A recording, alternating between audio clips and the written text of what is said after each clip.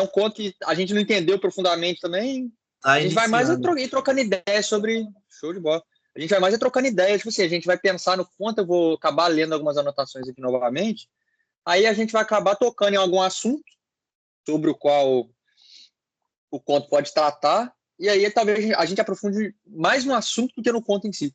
Porque, por exemplo, até já, só para deixar um comentário rápido, então, eu li o conto na semana passada, não sei se vocês chegaram a reler agora, mas eu sinto que mesmo se eu relesse hoje, não é aquele tipo de conto que ele te dá um grande insight, ou também uma grande experiência de você ficar eufórico. Tipo assim, eu acho que é um tipo de conto, pelo pouco que eu li de análises a respeito dele posteriormente, que ele se tornou marcante pelo que ele simboliza, no sentido de que ele de fato é isso, ele é um símbolo. Não que ele te cause um grande impacto ou que ele tenha um grande significado imediato, mas que, tipo assim, uma das coisas que uma vez eu estava estudando um curso, e aí o cara estava explicando um pouco sobre o que é arte. E um dos principais conceitos de arte que ele propôs, na verdade propôs não, que ele repassou, que é, pelo que eu entendi, o conceito desde os clássicos, né, de Aristóteles e tal, é que a arte sempre foi muito voltada para você, de certo modo, pegar o que é abstrato e você consolidar aquilo, seja visualmente ou, enfim, de alguma forma artística. Então, por isso que, às vezes, muitas esculturas ou pinturas buscavam como se fosse materializar mesmo coisas abstratas, por exemplo, força, características abstratas, literalmente pegar aquilo que a gente não consegue descrever e transformar em algo que a gente consegue talvez ver, tocar e lembrar. Então, transformar aquilo num símbolo físico mesmo. Então, talvez esse conto, por mais que seja, né, um texto, não uma coisa física, mas seja um pouco isso também.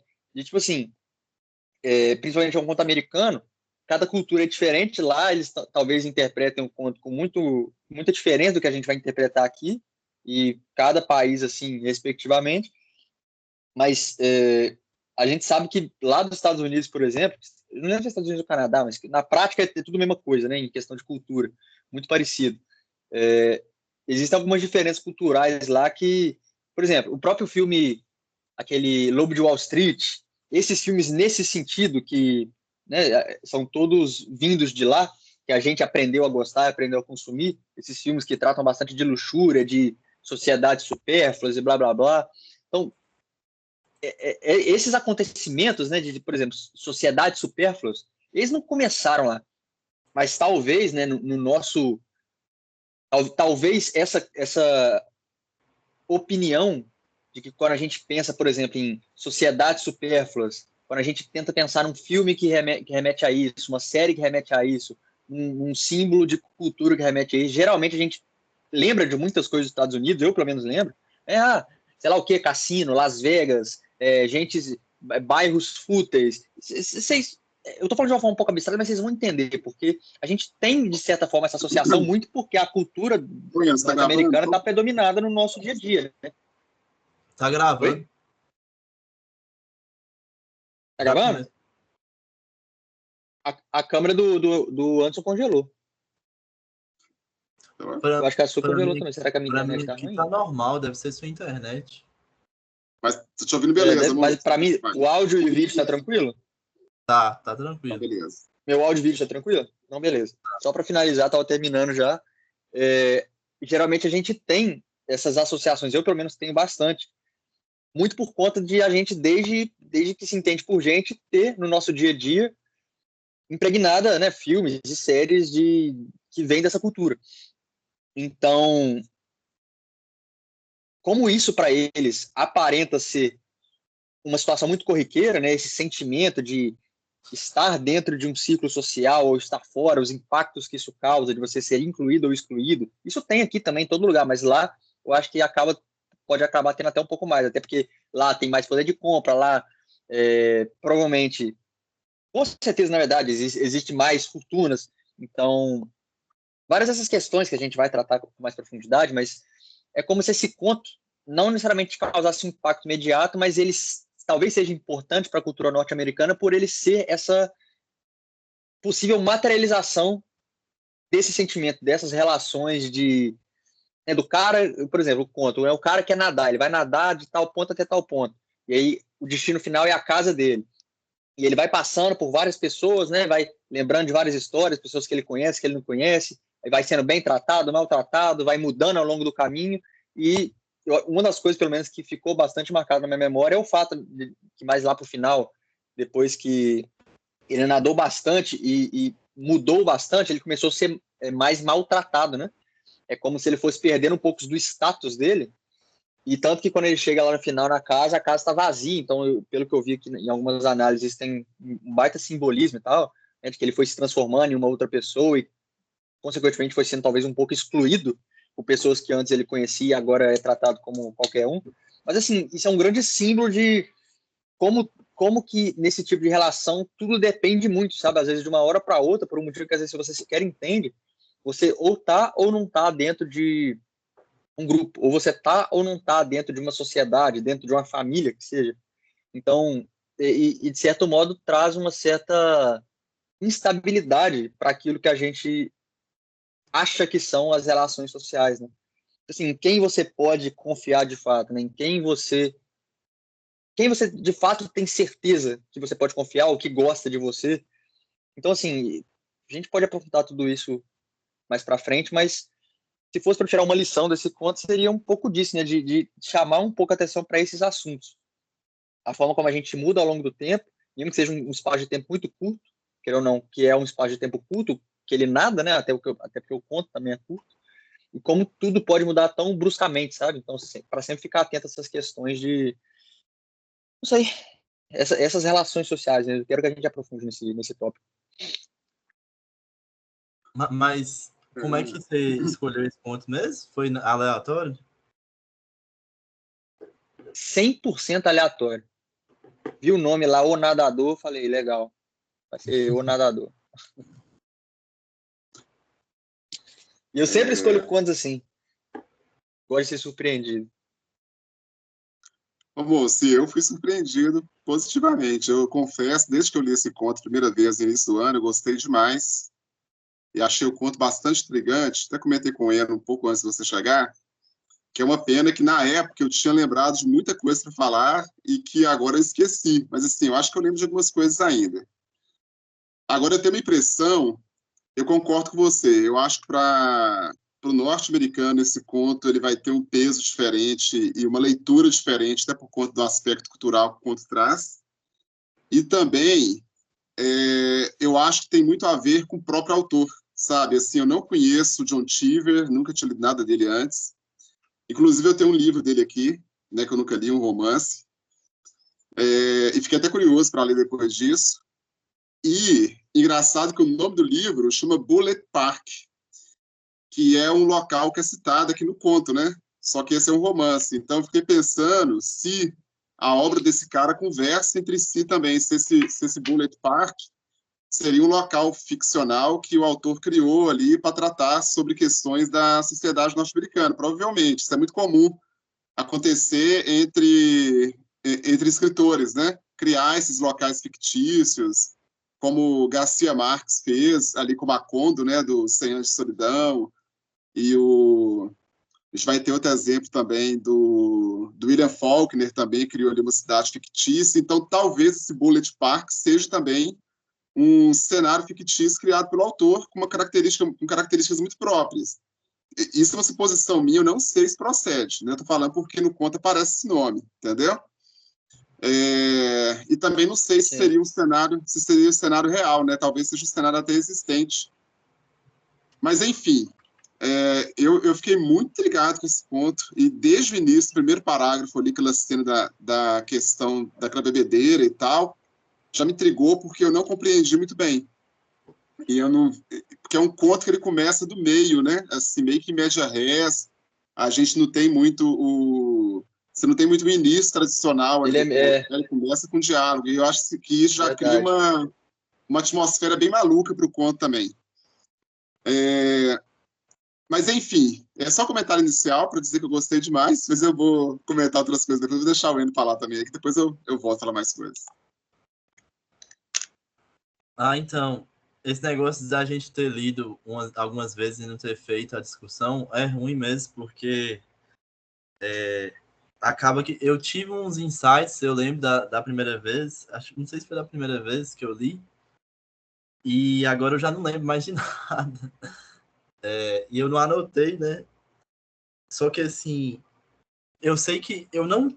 Igual vocês estão falando dessa questão da ambientação, eu não consegui visualizar tudo que esse conto quer transmitir.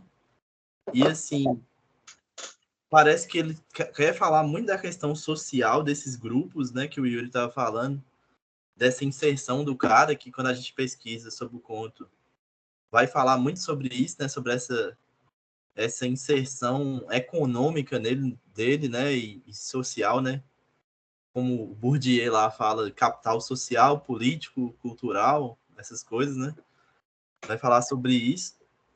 Só que na hora que eu tava lendo o conto, acho que de todas as vezes que eu li, não sei se foi 2 ou 3 vezes, eu sempre visualizava muito a questão dele com as piscinas. E eu, tipo assim, os outros personagens do conto, eu meio que ficava uma coisa voando, assim, pairando, e eu não conseguia visualizar direito quem eram esses personagens, como que eles eram direito, sabe?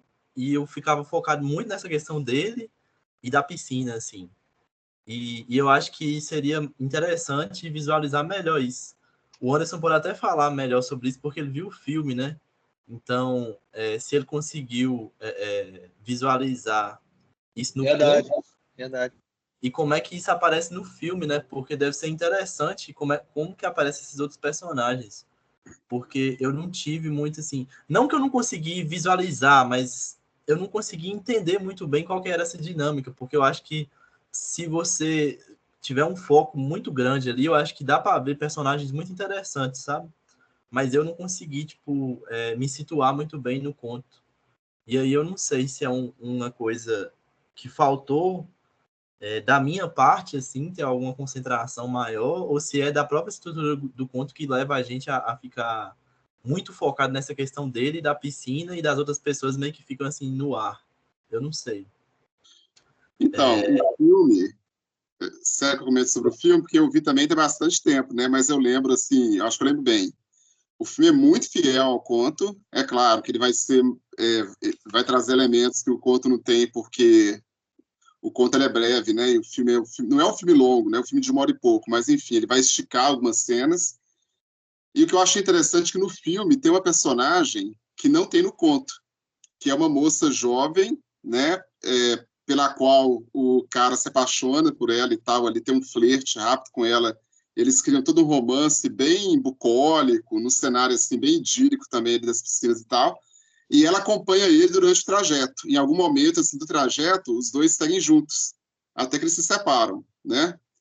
Então, eu achei interessante isso, de ter um personagem para se pegar mais, sabe? Assim, o filme trouxe essa personagem que não tem no conto, e que a gente acaba se pegando muito a ela, que é um personagem bem bacana, sabe, assim, no filme.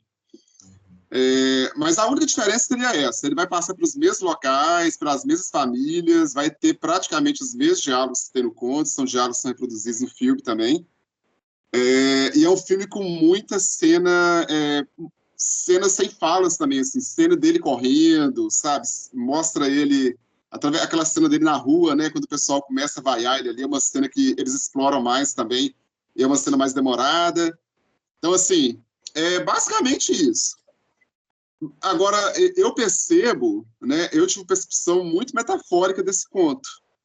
Assim, eu levei esse conto para um lado bem metafórico, sabe? E aí você falou das piscinas. Para mim, nesse conto, é como se tivesse duas linhas temporais. Uma linha temporal normal, que as pessoas ali estão vivendo, e a linha temporal desse cara especificamente, que é uma linha totalmente conturbada, né? Porque ele tem uma percepção do tempo muito diferente, confusa, né? E ele vai percebendo isso pouco a pouco ao longo do conto. Ele acha que perdeu a memória, ele acha que o tempo está passando muito rápido. Então, para mim, tem duas linhas correndo ali, sabe? É como se a vida do cara tivesse sido condensada no breve espaço de tempo. Então, assim, como se todo aquele trajeto que ele faz, né, saindo ali daquela piscina onde ele estava, até chegar à casa dele, retornar para a casa dele, fosse uma síntese da própria vida dele inteira, entendeu? E sobre essa questão da linha temporal, deixa eu só cortar um pouquinho. Antes de ler, eu não fiquei muito atento a isso, não.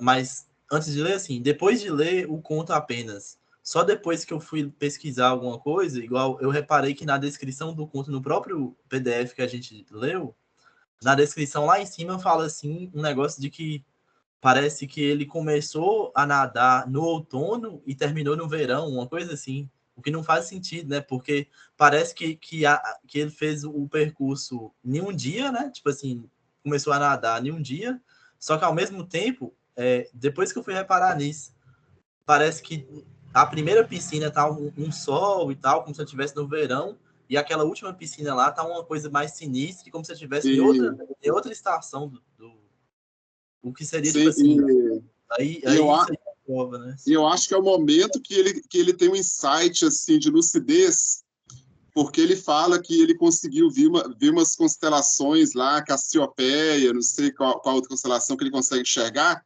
mas que ele acha estranho enxergar aquelas constelações naquela época do ano, que não é natural, aquelas constelações eram de outra época do ano, entendeu? E ele viu que as constelações numa época que não era a época habitual. Então ele meio que acha aquilo super estranho, né? Quando ele vê aquilo ali. E eu não sei se realmente a ficha dele cai, não, porque eu acho que talvez a ficha dele tenha caído só no final do conto, quando ele retorna para casa e que a casa está vazia, que ele percebe a casa vazia.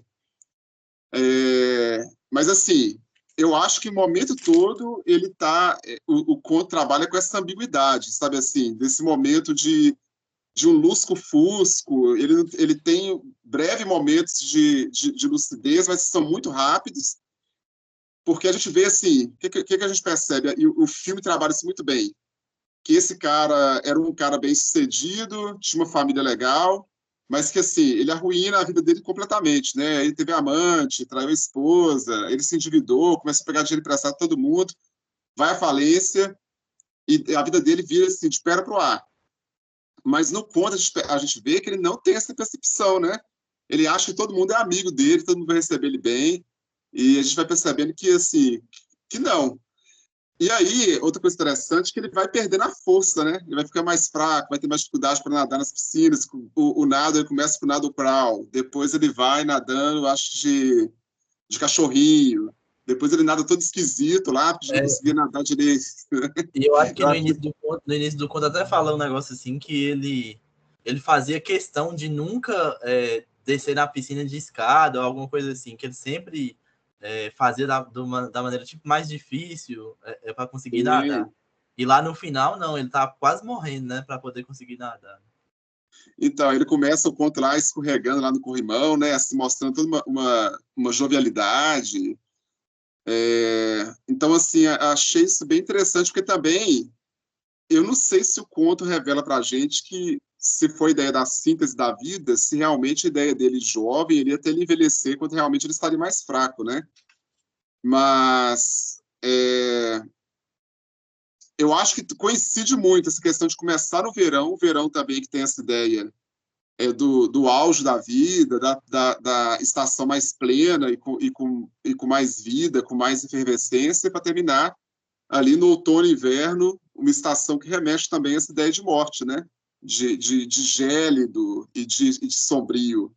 Então, eu acho que realmente o conto ele tem sim uma proposta de uma leitura metafórica, para a gente pensar nisso também como uma própria vida, sabe? E eu acho também que a forma como as pessoas vão recebendo ele de forma diferente tem a ver, aí defendendo essa ideia da metáfora da vida como um todo, das imprevisibilidades também que a própria vida traz, né? Então, assim, você às vezes cria uma expectativa, mas você vai ter uma recepção muito diferente pela vida também, no meio do percurso ali. E o próprio percurso que ele faz não é o percurso reto, né? Que é o percurso IL, né? Também achei interessante essa questão do percurso ser o percurso retilíneo, entendeu? Mas, enfim, são ideias, tá, gente? Eu acho que procede. Vendo esses elementos, o Enio citou essa questão aí, eu acho que é legal ter essa leitura do conto, também assim, de uma forma mais metafórica, né? Mas quando ele... Mas quando você falou dos momentos de lucidez, eu nem sei quais partes que ele que tem essa lucidez, porque é mais ele ouvindo, só que é muito estranho, porque ele escuta as pessoas falando assim, ele veio aqui implorar por dinheiro. Tipo assim, ele escutando as pessoas falando isso, mas é como se ele meio que ignorasse, tipo assim, é como se estivesse dando pistas pra gente do que tinha acontecido, mas ele mesmo, não sei se ele se toca muito do que tá acontecendo, não, né? Não, por isso que eu falei que eu acho que o momento de lucidez talvez seja só no final mesmo, quando ele percebe a casa vazia ali, sabe? Mas assim, parece que ele tem essa. Eu tive a impressão como se ele tivesse um momento de lucidez, mas ele não aceitasse. Tipo assim, ele criasse uma ilusão, sabe? Assim, ele está criando aquela ilusão porque ele não quer enfrentar aquilo que de fato aconteceu. Eu acho que ele cria essa ilusão, sabe? Ele abraçou aquela ilusão, sempre na busca ali pelo prazer, sabe? Então, assim, eu acho que a minha amante agora vai me tratar bem, porque a penúltima, antepenúltima piscina lá é da minha amante e tal. Ela vai, sim, vai me oferecer um drink e tal. Mas eu acho, no fundo, talvez ele soubesse que tinha uma situação problemática ali, sabe? É tanto que ele fala, né? Talvez tenha sido superficial a relação que ele teve com a amante, né? Ele chega a essa conclusão. Então, realmente, eu não sei. Parece que ele meio que se auto-sabota também, sabe? É estranho, né? Olha, eu estava ouvindo tudo isso aí que vocês estavam falando, e uma das primeiras coisas que vocês citaram, eu até anotei aqui, mas eu queria sair levemente da análise direta das ideias do conto e falar um pouco externamente.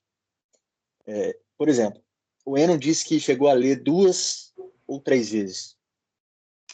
O Anderson leu pelo menos 2, talvez 3 também. Eu li uma.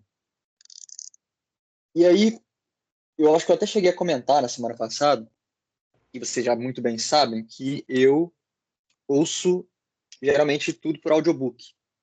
E alguns contos nossos, principalmente lá no começo, foi tudo leitura, mas de, sei lá, ano passado para cá, alguns eu ouvi também. E vocês sabem que eu sou um ferrenho defensor de audiobook, só que aí eu ouvi esse conto, não foi muito rápido, né, na velocidade rápida, assim, que às vezes eu consigo ler algum livro, até porque o conto ele tem uma proposta diferente, a gente já muito bem sabe disso. O conto é sempre mais curto, geralmente 1, 2, 3 páginas, então, se é tão curto, por que eu não posso me dar o luxo de, às vezes, ler ele de forma extremamente lenta? Então, é uma coisa a se pensar. Mas, de qualquer modo, eu peguei e ouvi em audiobook, não tão rápido como eu geralmente faço, como eu disse, mas coloquei, eu acho que no 1,5x e fui ouvindo. Demorou uns 15, 20 minutos para ouvir. E aí eu até comentei com vocês, eu falei, cara, eu não entendi legal, não entendi muito bem, não. Sabe? Tipo assim, eu ouvi, entendi toda a história e tal, mas outros contos que eu ouvi da mesma forma, ou até mais rápido, eu entendi perfeitamente tudo. E tinha várias coisas para falar assim que eu terminei de ouvir o conto. E esse, eu comentei com vocês e tive o mesmo pensamento sozinho também, de que eu não sei muito bem o que falar exatamente sobre esse conto. Não sei de verdade. E aí eu fiquei na minha cabeça assim, cara, será então que eu tenho que ler de novo? Ouvir de novo? Não sei. Pode ser que sim.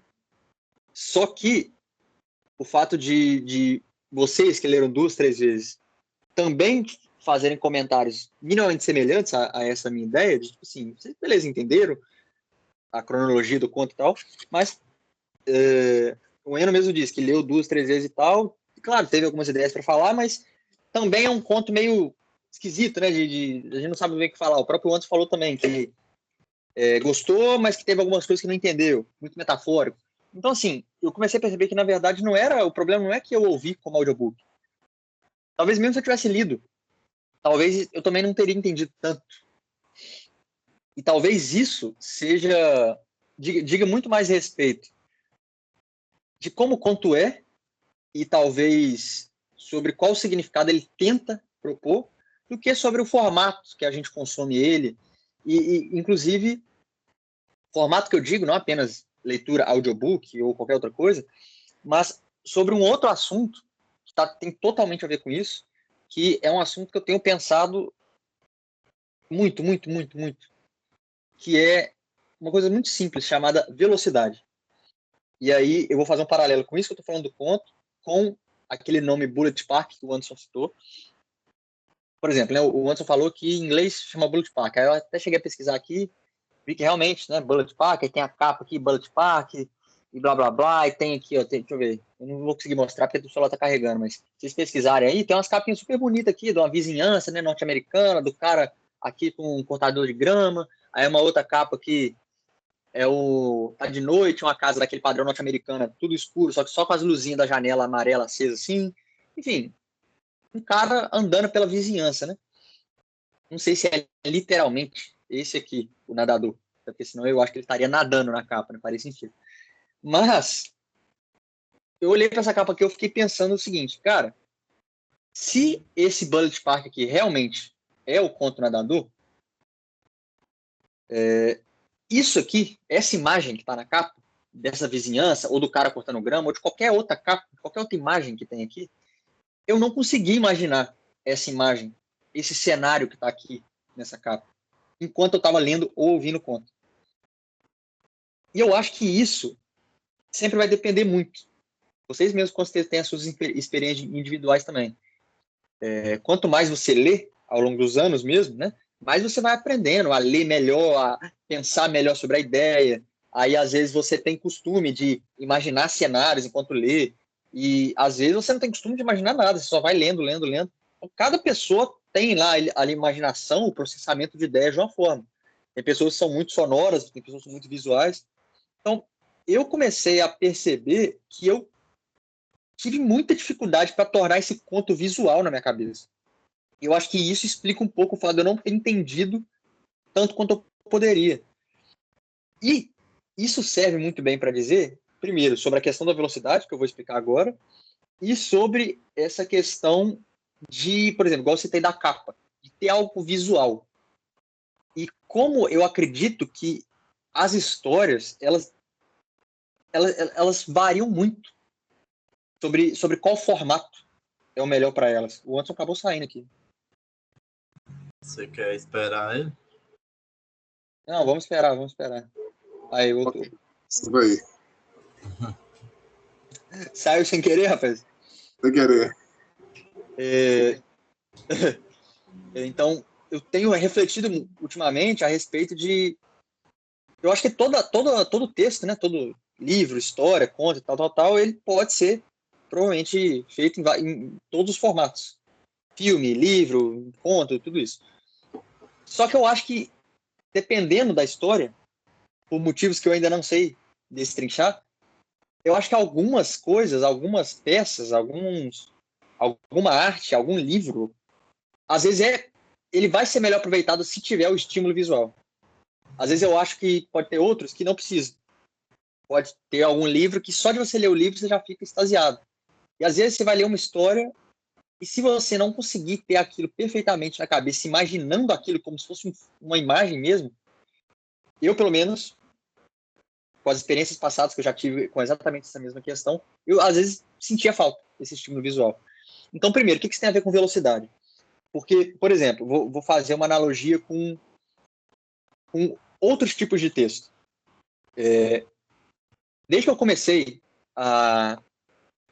por exemplo, ler mais sobre religião e tal, me aproximar mais, consequentemente comecei a ler, né, cada vez mais um pouco. Li a Bíblia um pouco aqui, li a Bíblia um pouco ali.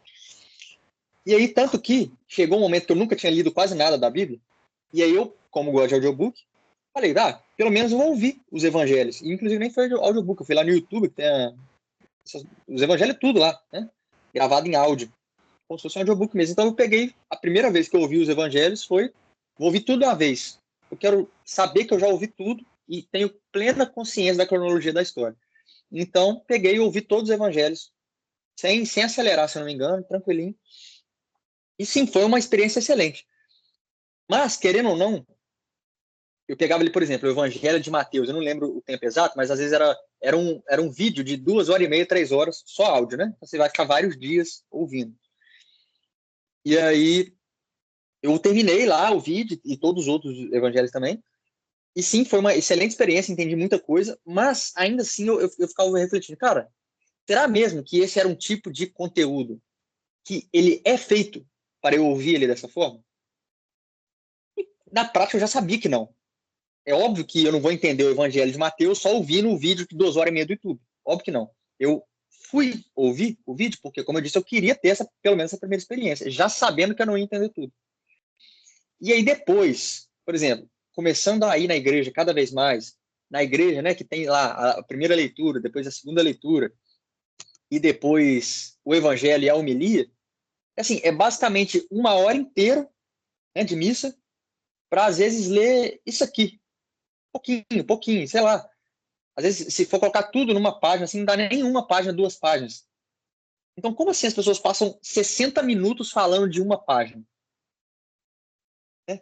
Falando de forma mais superficial. Como assim as pessoas passam 60 minutos para refletir acerca de uma página? Ou às vezes não é nem uma página, às vezes é um parágrafo. As pessoas passam 60 minutos, a missa ali que dura 60 minutos, ela gira em torno daquele um parágrafo naquele dia. Então, como assim precisa desse tempo todo para processar aquelas poucas frases? Então, isso começou a... E aí eu comecei depois a ler aquele mesmo evangelho que, a priori, eu li de forma sequencial, assim, mas eu comecei a ler fragmentos. Igual, por exemplo, tem os salmos, né? Que os salmos, assim, são algumas pouquinhas frases, você lê é só aquilo ali. E aí você fica o dia inteiro pensando naquela frase. Aí eu peguei para ler realmente pequeníssimos fragmentos, assim, de um parágrafozinho do evangelho. E eu pensei, cara, isso aqui, realmente, a forma como, a velocidade com que eu consumo isso, me traz resultados completamente diferentes. Se eu ouvir de forma sequencial, eu vou ter um pensamento. Se eu ler isso, mas ler mais ou menos rápido, eu vou ter outro diferente, um segundo pensamento. Se eu ler ele quase que em câmera lenta, aquela leitura às vezes falada mesmo em voz alta, ou às vezes aquele tipo de leitura, por exemplo, o Anderson sabe muito bem disso, às vezes a leitura, por exemplo, como o Anderson é professor, o Anderson vai ler para os alunos, então talvez ele lê mais devagar ainda, para que os alunos que vão ter o primeiro contato, você precisa ler tão devagar para a pessoa entender o negócio. Então, a forma como você, a velocidade como você consome o negócio, ele muda totalmente. O quanto você vai ficar pensando naquilo depois, o tipo de ideia que você tem. Então, resumidamente, esse exemplo do Evangelho, por exemplo, ele me causou muito mais impacto, um impacto muito mais profundo quando eu li ele de uma forma assim, quase que em câmera lenta mesmo. Lendo palavra por palavra, sem pressa nenhuma. Eu vou passar 1 hora lendo essas 4 frases aqui, pensando sobre todos os esquemas possíveis mentais que dizem respeito a isso aqui que está nesse evangelho, nessa parte do evangelho. Então, estou fazendo essa analogia com Bíblia, mas porque eu comecei a perceber que esse padrão não era só na Bíblia. Esse padrão de que eu senti uma grande diferença dependendo da velocidade que eu fazia. Eu percebo esse padrão até, na verdade, hoje em dia eu percebo esse padrão em tudo, absolutamente tudo. Hoje em dia eu percebo esse padrão até na velocidade que eu ando. E se vocês pararem, vocês devem ter reparado com certeza, mas se vocês pararem para pensar novamente, vocês vão perceber que é verdade. Eu sou uma pessoa muito ansiosa. E eu fui aprendendo a ser ansioso, né? Ao longo do tornando pré-adolescente, adolescente, adulto, tal. A gente vai naturalmente ficando mais agitado. E eu sempre busquei combater essa ansiedade quando ela aparecia. E aí, cara, foi um dia desse que eu comecei a perceber assim, que às vezes eu tô andando na rua, eu nem tô com pressa, e naturalmente eu tô andando rápido. Aí eu pensei, cara, por que foi tipo um dia desse, de meses pra cá que eu comecei a pensar assim, cara, por que eu ando rápido? Eu não faço a menor ideia, de certo modo, isso foi um comportamento, né, que em algum momento ele aconteceu, e aí eu pensei, pô, andar rápido é o que eu costumo fazer. E aí esse comportamento começou a ser reforçado, a ponto de que hoje, mesmo que eu não tenha pressa, eu ande rápido. E aí eu comecei a perceber, cara, eu tô tão acostumado a andar rápido, e eu ando rápido até sem perceber, que esse andar rápido pode ser um de vários fatores, mas um deles, com certeza, que podem colaborar para esse próprio estado de ansiedade que eu citei. E aí eu comecei a perceber, cara, às vezes eu estava ansioso ali, eu estava andando rápido. Eu falei, velho, por que eu tô andando rápido? Peraí, vou andar devagar. E aí eu começava a andar devagar, andar assim, quase. Eu literalmente comecei a fazer isso. Ó, eu tô aqui na minha casa e tenho que ir naquela padaria ali. Normalmente, eu tentaria na minha cabeça, inconscientemente, eu vou tentar chegar na padaria o mais rápido e voltar o mais rápido. Por que eu tô indo tão rápido? Não sei, eu apenas gosto de fazer as coisas rápido. Então, quando eu percebi isso, eu pensei, cara, eu vou tentar fazer diferente. Eu vou pra padaria fazer a mesma coisa, só que eu vou sem me preocupar em chegar lá. Eu vou andando assim, quase como uma tartaruga mesmo, quase parecendo um idiota. Só que, cara, só de fazer essa mudança idiota de andar devagar, vocês têm que fazer essa experiência. Foi uma mudança assim, de pensamento muito diferente. Imediatamente, assim que eu defini, que eu mostrei para mim mesmo que andar rápido não era uma necessidade, que eu podia andar devagar, eu tinha essa liberdade, meu estado de ansiedade, né? Ele fez assim, eu falei, cara, não tem nada acontecendo, não tem nenhum perigo iminente. Tá tudo tranquilo. Eu tô andando aqui, não tô com nenhuma pressa. Rapidamente o meu nível de ansiedade começou a baixar. Eu comecei a apreciar o ambiente. Então, por exemplo, eu comecei a perceber isso quando eu tô no trânsito. Às vezes eu tô andando rápido, até, ou tô andando de bicicleta rápido, até mesmo dentro do carro. Quando eu tô com pressa, eu não percebo nada. Foi um dia desse que eu parei para perceber o pico da Ibituruna. Eu moro em Valadares desde 2013. E eu já vi o pico várias vezes. Mas foram poucas vezes, isso recentemente, que eu realmente, por exemplo, tô ali na Praça em Valdinelli, dá para ver o pico direitinho, assim, lá no fundo. E, cara, eu moro naquela área ali há 11 anos. E foi ano passado para cá que eu tava na Praça em Valdinelli, eu olhei assim, fiquei olhando pro Hotel Pedra Negra assim, depois virei assim e vi que o pico tava longe assim. Foi o primeiro momento que eu realmente parei e percebi, caramba, olha que cenário bonito daqui. Eu nunca tinha reparado, eu realmente nunca tinha reparado a paisagem. E aí, quando eu comecei a fazer as coisas mais devagar, eu comecei a reparar o pico. Agora, eu estou sempre reparando com muito mais frequência o pico da Bituruna lá no fundo. Às vezes eu reparo, hoje em dia, a ambientação, árvores, a cor das árvores. Antigamente eu não percebia, eu sempre soube que a árvore ali, o tronco é marrom, a folha é verde, tal. Eu nunca parei para apreciar aquilo de fato. E aí, hoje em dia, o verde das folhas da árvore me chama atenção. Mas só me chama atenção quando eu estou lento. Se eu voltar a fazer as coisas rápido, com pressa, eu perco a atenção de novo. Então, eu comecei a fazer isso com tudo. Eu comecei a fazer isso na velocidade que eu ando, na velocidade que eu leio, até na velocidade que eu falo. Por exemplo, vocês estão vendo que eu falo rápido demais. Mas isso é porque é um impulso já. Só que quando eu tomo a decisão de começar a falar devagar, o meu sentimento, alguma coisa dentro do meu sentimento também muda. Então, o meu estado também muda pelo simples fato de eu mudar o ritmo. E então, esse conto, eu sinto que eu só vou entender ele se eu pegar, imprimir ele. Ele é um conto que deve ter umas 10 páginas, sei. E ler ele palavra por palavra. Assim, eu vou ficar 1 hora lendo esse conto. Lendo em câmera lenta, lendo, relendo. Inclusive tem aquela, você já deve ter visto, tem um vídeo daquele Clóvis de Barros Filho. Eu adoro esse vídeo que ele fala sobre Tenha Brio, né, que ele dando uma aula de filosofia lá, falando para o pessoal ler Kant. E aí ele fala para o pessoal ler as 3 primeiras páginas de Kant e é para gastar 1 hora nas 3 primeiras páginas. E é muito disso também, sabe? De pegar esse conto aqui e realmente não se preocupar em chegar no fim dele. Porque se eu me preocupar em chegar no fim do conto, ele não vai me ensinar nada. Pelo menos nesse exemplo. Em alguns, realmente eu posso ler rápido, eu vou captar a ideia do mesmo jeito. Mas alguns contos, quando chega no final e você sente que você não entendeu, só tem 2 opções. Ou o conto é ruim, realmente, ou tem algo que você poderia estar fazendo diferente. E como é que a gente vai saber qual que é o caso, né? Se é um conto ruim ou se é a gente que tem que fazer de uma forma melhor? Vai depender muito, mas como esse é um conto que a gente já sabe que ele é aclamado, né? Tem muito. Eu encontrei ele numa lista de recomendações. Então, como pode esse conto ser ruim? É muito provavelmente que eu esteja lendo ele de forma burra mesmo. Tem um monte de gente falando, esse conto é famoso. É bem mais provável que o conto seja bom do que ele seja ruim. Então, eu falei essa questão da velocidade e remetendo a capa aqui para finalizar, eu vi essa capa e eu comecei a pensar nesse momento aqui, cara, me deu ainda mais vontade de ver o filme, porque a forma como eu vi a capa aqui, como eu disse, era uma imagem tão simples de uma casa com formato norte-americano.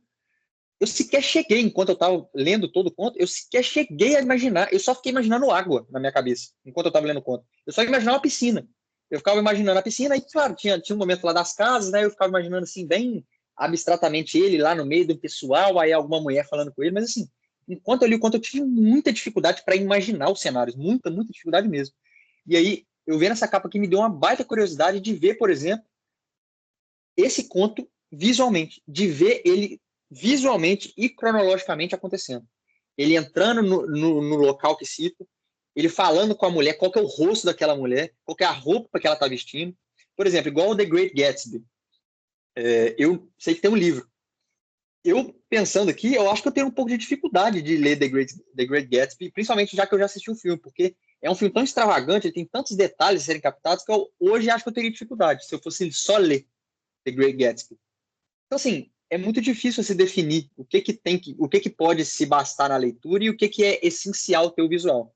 Mas eu cheguei na conclusão de que, para eu poder apreciar esse conto com tudo que eles têm a me oferecer, eu vou precisar ter esse estímulo visual. O filme, por ser antigo, não sei se vai conseguir proporcionar isso perfeitamente. Pode ser que sim. Mas eu estava até pensando, pô, seria bom se até tivesse um desenho, sabe? Um desenho mesmo, assim, de desenho, eu esqueci o nome. Um desenho animado mesmo. Se tivesse um desenho animado desse conto, seria muito legal, sabe? E só um ultíssimo comentário, que eu sempre me surpreendo, por mais que nós já saibamos dessa ideia há tantos anos, o Anderson ensinou ela para nós dois, mas até hoje eu me surpreendo. Sempre que eu leio um novo conto, eu me surpreendo como os contos são diferentes uns dos outros. Né? A gente já sabe da diferença de leitura de um conto para um livro, né? Que conto é mais curto, o conto tem uma proposta diferente, blá, blá, blá. Só que, cara, cada vez que eu leio um conto diferente, ele me surpreende. Eu penso assim, eu sempre fico com uma certa ideia na cabeça. Essa história é tão interessante que, se o autor talvez quisesse, poderia virar um livro. E o fato de que é um conto e não um livro me surpreende mais ainda, porque assim, será que ele sabe que poderia ser um livro, só que ele se bastou no conto. Ele quis que fosse um conto e apenas um conto. Será que ele fez isso porque ele quis mesmo? Assim, ele não quis aprofundar? Foi uma escolha dele limitar a história até aquele ponto? Isso é uma escolha estratégica dele? Ou, às vezes, realmente a pessoa escreve um conto porque ela só quer escrever algo curto mesmo? Então, realmente, se é curto, não vai ter como ser livro. Mas eu fiquei pensando, será que o fato de ser conto ou não é sempre uma decisão do autor? Ou porque às vezes é aleatório, ele só escreve algo curto mesmo? E sim, alguns contos com certeza é decisão do autor. Sim, ele poderia, se quiser, escrever 1000 páginas sobre aquela história. E eu tenho certeza que essa história aqui e esse problema, essa problemática que esse conto faz, poderia ter 5.000 páginas narrando essa mesma história aqui de forma mais extensiva. Só que ele se limita em condensar ela em 10 páginas. Então, até hoje, essa capacidade que os contos têm de literalmente comprimir tudo em uma página, 2 páginas, 10 páginas, é algo que até hoje me deixa uma pulga atrás da orelha. Assim, eu fico realmente fascinado. Sabe? Mas agora vou deixar vocês fazerem os comentários e depois eu tenho um negócio muito legal para mostrar para vocês em relação a ChatGPT que eu falei na ligação passada e vou mostrar aqui para vocês funcionando. Depois o Anderson quer falar? Sobre o conto. Quer falar antes ou eu posso falar? Deixa eu só comentar um negócio rapidão de 10 segundos, sei lá. É porque o Yuri falando isso aí, eu fiquei muito pensativo, eu acho muito massa toda a discussão também, vai para um caminho, assim, imprevisível, né? Ele trazer uma coisa tão interessante, que tem ligação com o conto e, ao mesmo tempo, não é tão direto. Mas eu vou recomendar um filme para vocês que eu vi esse ano, que eu já tinha recomendado e volto a recomendar, gente, que é o Dias Perfeitos, do Wim Wenders, que inclusive concorreu ao Oscar de melhor filme internacional, que ele fala justamente sobre o que o Yuri está falando agora. Nós temos perdido, a humanidade tem perdido a capacidade de contemplação, sabe? De parar e contemplar. Sim. Como que é o nome? Fala de novo. Dias Perfeitos. E esse filme é maravilhoso, foi um dos melhores filmes que eu vi esse ano. Gente, assiste. Eu vou contar nada sobre o filme. E é um filme cheio de referência literária, referência à música, é um filme todo artístico. Diretor maravilhoso, né? Então, assim, vocês têm que assistir, porque talvez tenha sido o melhor filme indicado ao Oscar Nacional desse ano, viu? Provavelmente. Foi o que eu mais gostei. Legal. Então, assim, acho que vocês têm que assistir, porque ele vai falar sobre um personagem que ele tem isso, sabe? E é muito bonito o filme. E o cara... E, assim, a percepção que a pessoa tem da vida, sabe? Quando ela para contemplar, é outra coisa. De tudo. Então, assim, e isso exige tempo, isso exige calma, sabe? É muito massa. Então, vocês vejam esse filme depois, vocês comentam comigo, que eu acho que vocês vão adorar. Entendeu? Eu falei, o microfone estava desligado, eu falei assim, vai tirar o Oscar do Ainda Estou Aqui. Não, foi desse ano. Aqui. Já passou? Bueno, vou deixar você comentar, porque é o seguinte, eu queria só fazer esse comentário para linkar com o comentário de Yuri, e eu quero falar também que eu tive mais duas ideias, assim, mais duas chaves interpretativas para o conto, além dessa questão de uma metáfora da própria vida, pensando no contexto mais amplo. Mas eu penso em mais duas coisas mais restritas também em relação à interpretação do conto, entendeu? Aí eu vou deixar você comentar, que talvez seja até sobre isso também, não sei. Não, é porque assim, mas você pode. Deixa eu falar primeiro, que eu vou falar sobre o que o Yuri Pode ser, falou. E aí beleza. depois você fala sobre essa questão, até porque assim, eu acho que o conto ele fala muito sobre essa questão que eu falei lá no início de esse jogo de poder, né? Só que assim, eu não consegui elaborar uma coisa aqui para falar sobre isso. Mas aí talvez você possa falar alguma coisa que vai esclarecer para a gente assim, que seria um ponto mais central do conto ali e o que que o autor quer passar aqui. Duas coisas que a gente não comentou muito hoje. Uma coisa que a gente sempre tenta adivinhar, por mais difícil que seja, o que que o autor quer passar, né? Qual a mensagem, e não só qual a mensagem, mas o que que o conto tá passando ali para a gente. E você falou muito em metáfora também. E a outra coisa é da questão da linguagem, né? Que você sempre comenta também. Você não comentou muito sobre isso, mas aí depois você pode falar. Mas Você me eu queria lembra da questão da linguagem, que eu ia até comentar no começo, comentei, eu esqueci mesmo, sabe?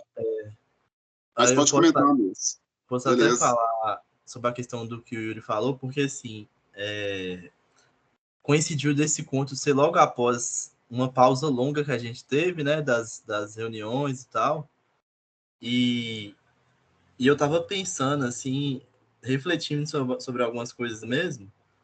E aí o Yuri pode refletir sobre isso depois, e o Anderson também, sobre a própria dinâmica dessas reuniões nossas e tal. Mas vocês não precisam responder nada agora, não. Mas, assim, eu acho que esses dois contos, eu e o Anderson, os dois últimos contos, né, que foi esse e aquele O Sonho do Homem Ridículo, eu e o Anderson a gente leu, né, e acabou que o Yuri não pôde participar das reuniões de início e depois a gente fez, mas eu acho que quando a gente lê, e tipo assim, lê uma vez, eu acho que aquele choque inicial ele é muito interessante quando a gente tem, assim, daquela primeira leitura, sabe? E talvez seria interessante para o nosso grupo, talvez mais interessante do que a gente ficar tentando forçar uma reunião em dias que talvez não dá, seria mais interessante, tipo assim, a gente marcar de um final de semana para ler. E aí, a gente comentar no grupo, ou fazer a própria reunião mesmo, mas já comentar aquelas impressões que a gente tem daquela primeira leitura, sabe? E, e comentar mesmo sobre o conto, sobre essa leitura que a gente tem. Porque, eu falo assim, porque às vezes a gente está num momento da vida, ou até, sei lá, aí a gente faz a leitura. E depois, quando a gente faz uma outra leitura, parece que a gente lê uma outra coisa. Eu não sei, é meio estranho, assim. Tanto é que eu tô falando que eu tive uns insights quando eu li esse conto, só que eu já não lembro, eu não anotei. E eu simplesmente perdi o que eu tinha para falar, assim, sobre esse conto. Então, talvez... Eu tô falando assim até porque eu não tenho certeza se vai dar para marcar todas as reuniões que a gente deseja marcar depois, porque eu também tô com muitas coisas e tal, mas eu acho que a leitura dos contos é interessante a gente manter, independente de qualquer coisa que a gente decidir. E, e daria para comentar, fazer esses comentários lá no grupo mesmo também, caso não dê para marcar. Assim, é claro que a gente pode ir conversando e igual o Yuri falou, né, aquela sugestão que ele deu na outra semana, que às vezes uma horinha de conversa já servia para muita coisa, né? Então a gente pode ir olhando isso com calma, né?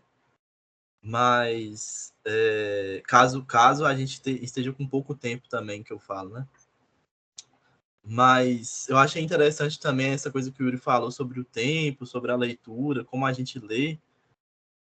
E até eu acho que ele poderia comentar, ou se não quiser comentar, pensar para falar depois, sobre essa questão mesmo que ele mesmo comentou sobre a questão de ler e ouvir, né?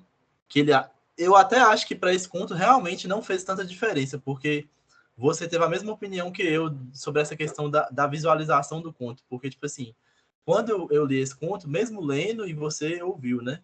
Mas lendo o conto, eu também tive muita essa impressão de ver a água, ver a piscina ali, ver o cara na piscina, mas eu não conseguia muito ver as outras coisas. Então, acho que é da própria dinâmica do conto mesmo. Mas eu acho que, assim, Oi, Eno, abre só um parênteses aí. Você Pode falar. falando isso, parece que as pessoas do ponto estão bem igual ao nosso fundo aqui desbotado, né? Essa história do cara e a galera tá desbotada assim, né? Mas eu ia falar assim que eu acho interessante para o Yuri também pensar nessa experiência de fazer a leitura mesmo, se ele quer manter mesmo essa questão de ouvir, ou se ele quer mudar para a questão de voltar a ler os contos, né? Porque eu não sei argumentar a favor de uma coisa, tipo assim, vou argumentar a favor da leitura, ou vou argumentar contra os áudios, eu não sei falar isso, não é isso que eu quero dizer, assim, que vou argumentar contra um, a favor de um e contra o outro, não é isso. Mas eu acho que é uma questão interessante de pensar, até pelo motivo que o Yuri mesmo falou, né, de que, às vezes, dessa questão contemplativa, de parar, refletir, pensar, porque, assim, se você for fazer de uma forma mais contemplativa a questão do ouvir, você poderia fazer também da mesma forma lendo, né? Porque eu acho que o seu objetivo mais em ouvir é até da questão do tempo mesmo, de não perder tanto tempo lendo, né? Mas talvez seja interessante você ler com mais calma mesmo. Por mais que a gente, tipo assim, não tenha tempo, né? Eu mesmo, assim, essa questão... Isso dá uma discussão muito longa, né? Dessa questão de ter ou não ter tempo, né? Porque, assim, às vezes a gente até tem um determinado tempo, mas a gente acaba fazendo outras coisas e tal, e deixa a leitura em segundo plano. Eu acho que isso vale mais para mim, para o Yuri, do que para o Anderson, porque, assim, o Anderson, eu acho que ele conseguiu pegar um ritmo de leitura, assim, da vida dele, que eu não sei. Consegui não, Eu tenho muita dificuldade, sabe? E o Yuri, eu acho que ele tem umas fases que ele tem uma leitura muito mais rápida, assim, do que eu também, de ler bastante coisa e tal. Mas de uns anos para cá, eu tô com uma dificuldade tremenda, assim, de pegar as coisas para ler e tal. E teve até essa pesquisa aí, né, falando que pela primeira vez no Brasil tem menos leitores, né, do que da maioria da população. E realmente eu sinto essa dificuldade porque eu já leio as coisas da faculdade, assim, com dificuldade, né? Mas eu leio, porque tem muita coisa para ler. E aí, da literatura parece que é ainda mais difícil, sabe? Mas eu acho que esse movimento da leitura é interessante justamente por ser um movimento de dificuldade, sabe? Por ter essa dificuldade, talvez isso queira dizer alguma coisa sobre esses aprendizados mesmo que o Yuri comentou essas coisas aí, eu fiquei pensando sobre isso. Assim, não tem um pensamento conclusivo, assim, de argumentar a favor de nada, mas eu achei interessante essa reflexão aí sobre a leitura. Porque, assim, os contos que a gente escolhe, é muito raro ter um conto que seja, tipo assim, nossa, que conto horrível, eu não vou ler esse conto porque é muito ruim. É muito raro isso acontecer, sabe? Então, eu acho que é interessante esse movimento que a gente faz da leitura mesmo, e talvez pensando aí nessa pausa que a gente teve também e nas dificuldades que a gente tem do dia a dia, talvez, independente de qualquer coisa, a gente tenha que manter as leituras mesmo, sabe? E depois, o que dá certo para comentar, a gente pode ir comentando e dando um jeito de discutir também, que não sei se precisa ser necessariamente através das gravações e tal. Era só essa reflexão, mas eu acho que o Anderson pode voltar mais um pouco pro conto, até porque eu acho que a gente nem vai ter muito tempo de discutir muita coisa, mas aí eu quero ouvir essas questões sobre o conto. A gente discutiu muito também. Ô, Eno, sobre essa questão que você colocou aí, depois o Yuri deve comentar alguma coisa também, eu vou dar uma sugestão. Eu entendo, realmente, essa questão do tempo, ela tem sido muito complicada, né? Eu também Esse ano foi muito atípico. Agora que eu estou assim, um pouco mais tranquilo, né, esses dias, mas eu tive um ano realmente muito corrido, devido a vários fatores. Eu sugeriria que a gente, para o mês de dezembro, a gente lesse aquele outro conto que ficou meio que decidido, do Marcos Rey, e aí até a leitura desse conto, enquanto a gente fizesse, a gente fosse pensando, e quem sabe a gente, de repente, até marcasse um dia para a gente ter um dia para a gente discutir isso, sabe, também, assim, isso e outros assuntos. Eu acho que seria legal também, como a gente teve na semana passada, mas a gente também não conversou tanto, que eu acho que vão surgir umas ideias legais também, assim, até lá. Enfim, se a gente mantém esse formato, se a gente adapta, se a gente muda, enfim. Uma ideia, sabe? A gente poderia fechar o ano aí com mais um conto, eu acho que seria legal, sabe, dezembro, e a gente pensava alguma coisa para o ano que vem, 2025. Não sei o que vocês acham. Aí. Eu acho bacana. Eu acho que é o caminho. Só para a gente pensar com mais calma, sabe assim, e ter um tempo também, e ter um tempo para refletir mais, sabe, sobre a questão, eu acho que seria legal, sabe? Sim, total. Beleza? Tranquilo. Eu ia dar uma. São 4h14 agora. Você tem que sair agora ou você tem mais alguns minutinhos? Eu vou ficar até 4h40, pode ser? Pode. Não, Então, mais que o beleza. suficiente. Não, que eu ia dar uma ideia aqui. Não, tranquilo. Que eu acho que vai ser interessante para os três. Porque já que é um conto que a gente sente que precisa um pouco mais de um certo empurrãozinho para a gente talvez captar tudo o que o conto tem a nos oferecer, eu ia fazer um teste aqui com o próprio ChatGPT, que a gente conversou bastante na ligação passada, né? Eu falei que ele tem várias funções e tal, e aí enquanto vocês estavam falando aqui, eu abri ele aqui, fui trocar uma ideia com ele aqui sobre o conto, nada demais. Aí perguntei aqui, ó, pedi, né? Pontos interessantes de se discutir no conto O Nadador, de John Cheever. Rapaz, ele me deu um TCC aqui sobre o conto. Ele me deu um TCC. E assim, primeiro ele organizou de uma forma, e aí depois eu pedi para ele organizar de forma em texto corrido. Aí eu estava pensando aqui, eu mando esse texto aqui no grupo, e aí cada um lê um pouquinho. Porque eu estou lendo aqui por alto, tem vários tópicos que a gente já falou, ambiguidade, metáfora, blá, blá, blá, superficialidade da sociedade, tudo isso. Só que, cara, tá muito bem feito. Eu queria ter essa experiência com você, da gente ler junto, nossa, cada um legal. um pouco, e a gente até vai lendo e, tipo assim, às vezes já comenta. Beleza. Por exemplo, o Anderson tá lendo o tópico 2. Aí já surge uma ideia que você já pega e já fala também, entendeu? E assim, provavelmente seria assim, cada um ficaria uns 5 minutinhos lendo aqui e seria isso. Beleza. Eu queria falar 3 coisas sobre o conto ainda, assim. Pode falar. Enquanto você vai falando aí, eu vou pegando aqui e mandando no grupo lá. Eu vou mandar eu vou mandar no grupo do Insta, porque eu tô sem o WhatsApp aqui. Aí manda no WhatsApp lá pro Anderson também, por favor. Beleza. Eu quero até falar, gente, que dessa vez também eu não pesquisei nada sobre o autor e sobre o texto. Nada. Estou indo assim, bem realmente na minha cabeça. Mas vamos lá. Eu acho que, além dessa questão da vida, como eu falei, eu pensei numa leitura desse conto pelo viés da virilidade. Sabe, assim, como ele trabalhasse também essa ideia do homem viril. Daquele cara viril, tanto no sentido sexual, né? Quanto a virilidade também, pensando no sentido daquele homem que é o homem provedor, que é o homem que ganha dinheiro, sabe? Que tem uma posição social, nesse sentido também. Eu acho que o conto ele permite também essa leitura. Eu acho que é uma leitura possível. E assim, tem vários elementos do conto que remetem a isso, né? A essa questão. E eu não tenho certeza, aí uma coisa são vozes da minha cabeça, porque assim, eu já li alguma coisa sobre esse autor há anos atrás, não me recordo. Mas parece que ele é um cara assim, que tinha uns problemas também na área sexual, sabe? Não sei. Depois vocês podem pesquisar sobre isso para ver. Então, enfim, mas aí não sei se tem alguma coisa a ver o conto também com isso.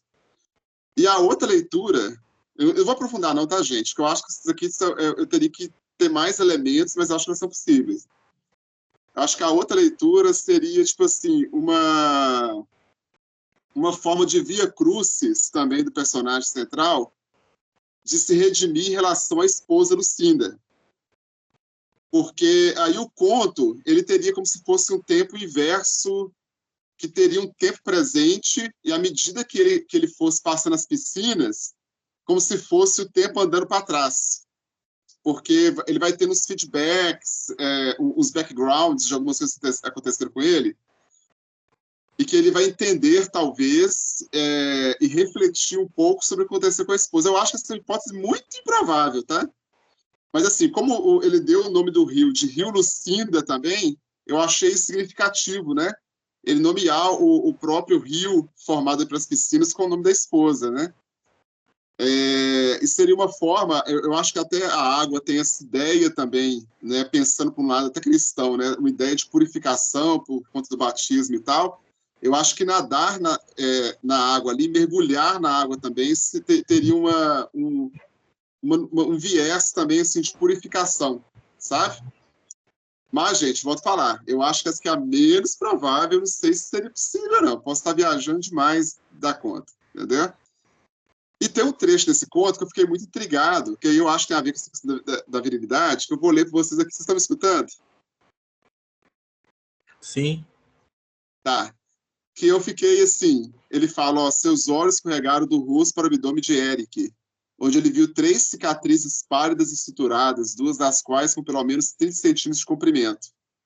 Como o umbigo dele tinha desaparecido, Ned se perguntou o que a mão que passei pelo corpo na cama, conferindo os próprios atributos às 3 da madrugada, pensaria de uma barriga sem umbigo, sem ligação com o momento da vinda ao mundo, rompendo assim sua linha sucessória. Eu confesso que eu fiquei meio bugado nesse trecho aqui, sabe? Achei um trecho, assim, bem maluco, porque parece que o personagem central, realmente, ele tá no transe, sabe assim? Ou então ele como eu falei, ele se auto-sabota e não quer ver a realidade tal como ela é. Mas esse aqui é um momento que, assim, que para mim também ele teve uma lucidez, porque ele chegou até a imaginar, tipo assim, uma coisa além.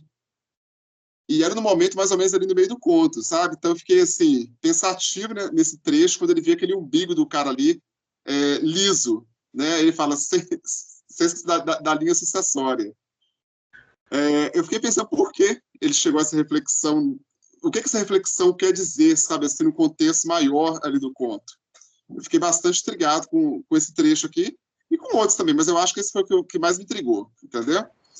Então, assim, eu fico muito satisfeito quando o texto me desafia, e mesmo que eu não consiga ter uma compreensão muito clara, quando o conto ele tem esse jogo de luz e sombra, eu acho muito bom, porque eu acho que o conto é isso, né? Eu acho que são raros contos que a gente sai com convicções, sabe, aqui da discussão. Eu acho que uma característica do conto é justamente essa questão, né, de mostrar, esconder e mostrar. A gente trabalhou naqueles textos teóricos daquela vez, e eu acho que a gente tem trabalhado contos que são muito representativos dessa ideia de conto, sabe, desse conto que revela, mas esconde ao mesmo tempo. Então, enfim, são esses comentários. Eu não sei se vocês acharam legal ou pertinente, mas eu tinha que falar, porque senão eu ia esquecer também, entendeu? Mas aí, gente. Assim, eu achei muito bacana os comentários. Muito, muito massa mesmo. Eu acho que eu até li aqui rapidamente sobre ele, sobre o autor. Parece que tinha um negócio mesmo de bissexualidade proibida, um negócio assim. Eu esqueci o termo exato sobre ele. E ele tinha uns diários, parece. E, tipo assim, os contos dele parece que falam muito de uma questão positiva, de luz e tal. E nos diários dele parece que ele era uma pessoa bem, assim, sombria, sabe? Então, achei isso interessante. Eu não pesquisei muita coisa sobre o autor também, não, dessa vez. Mas o Yuri deu a dica aí, das próximas acho que vou até olhar no chat GPT pra ver. Tô curioso para ver se o que Mas, o Yuri assim, achou também, para ler. eu Entendeu? gostei muito da interpretação Então, do eu Anderson. acho que vai ser massa. Eu gostei muito da interpretação do Anderson, mas acho que a gente não pode deixar de lado aquela interpretação sobre a questão de, tipo assim, que é a mais óbvia, eu acho, né? A questão de que ele não queria perceber que ele estava fora daquele círculo social ali, né? Tipo assim, dessa crítica de uma coisa mais dessa elite que deixou ele de fora, digamos assim, uma coisa mais ligada ao econômico, político, social, assim. Eu acho que, por mais que é uma coisa bem óbvia, assim, de se pensar, mas eu acho que a gente não pode deixar de lado essa interpretação também, não. Não, Porque, com tipo assim, certeza. por ele passar nessas casas chiques e tal, umas pessoas da alta sociedade, digamos assim. E é interessante que ele até coloca um casal lá de comunistas, ele fala comunistas, né? Então, eu acho que é interessante essa leitura também. E o cara, tipo assim, o cara não cai na real, né? De que ele não pertence mais a esse grupo, né? Sim, sim, sim. Cara, muito massa. Você conseguiu mandar lá no WhatsApp? Você conseguiu ver aí, Anderson? Chegou aí? Ah, tá, Porque não olhei aí, ó, não. deixa eu. Ah, Olha só aí. comentar uma Porque aí o coisa que que a com gente ele. pode fazer? Eu acho que são.